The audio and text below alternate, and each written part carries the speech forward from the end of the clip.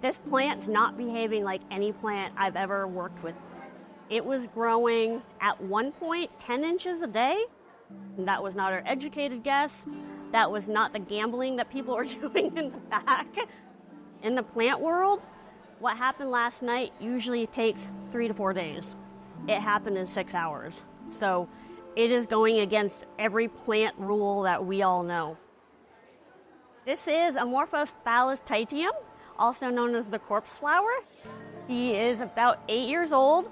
I got him from a seedling 8 years ago at a conference as a plant swap. So a couple people have said it's the best swag from a conference you'd ever get, which in hindsight, yeah, it is. If you're smelling it right now, you kind of know why it's called a corpse flower. In my opinion, it doesn't smell like a dead body, but for the record, I haven't smelled a dead body before. But it does smell cheesy, fungusy, deathy. Looking at it right now, it's probably 3 feet across, roughly. It is the largest inflorescence in the world, the largest flower. From the base of the pot up, probably about 5 feet. This is on the smaller side. Most of them are probably 6, 7, 8 feet. This is the spadix, so it's hollow and it feels like cork. This is the petal, if you will, and it feels similar to wilting lettuce right now. And then that down there is where the male and female flowers are, and the smell is coming from down there. The titans all come from Indonesia, Sumatra, Indonesia.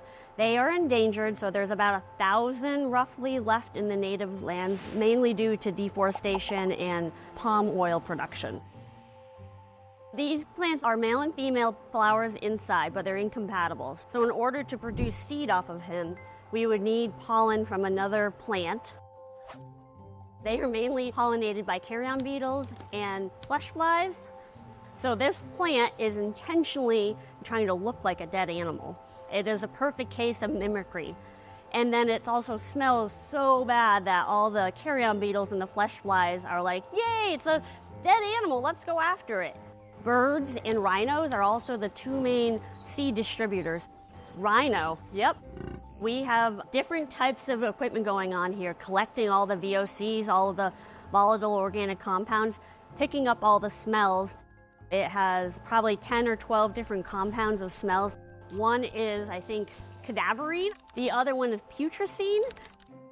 We're assessing for the compounds that are being emitted from the corpse plant to try to get some isolation of the smell. These are little pumps, so we're going to pull the air through, and then these tubes have a packing material inside them that is very sticky. It's kind of like kitty litter. So compounds stick really well to the kitty litter, and then we can run it on an instrument in the chemistry department to get actual identifications. It'll take 6, 7, 8 years for it to bloom the first time. The next time it blooms, it will most likely happen more frequently. On average, they will rebloom every 2 to 3 years. They're really hard to propagate. Seed success is only like 50%. So it's conservation efforts in botanical gardens, conservation conservatories like this that really help maintain that collection. So just go to your local botanical garden, your conservatory, and really help them understand it more, help them contribute, help them share the information, and maybe that's how we can slow the decline down.